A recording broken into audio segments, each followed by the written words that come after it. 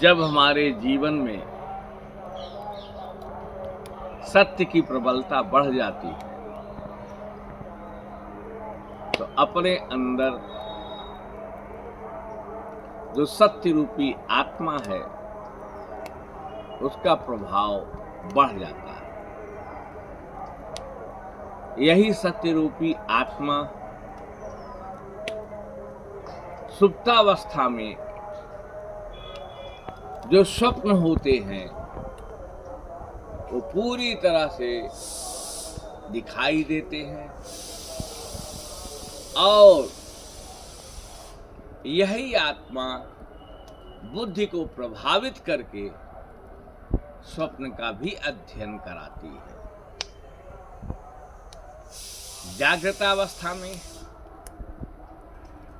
जब ये आत्मा सत्य रूपी आत्मा देखती है तो सारा ब्रह्मांड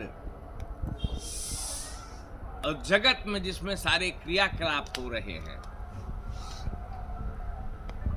जितने भी सुख दुख हैं, जितने भी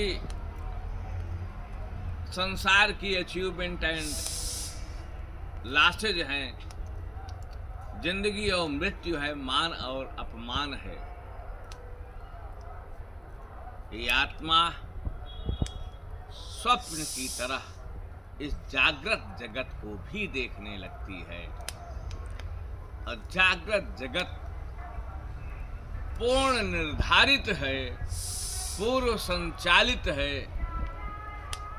किसी नियामक के द्वारा ये आत्मा उसको भी देखने लगती है। यही आत्मा अपने बुद्धि को देखती है, यही आत्मा अपने इंद्रियों को देखती है, यही आत्मा अपने शरीर का भी निरीक्षण करती है और यही ही नहीं, इस शरीर बुद्धि और मन के विषय जो जगत है यही आत्मा उसको भी देखने लगती है।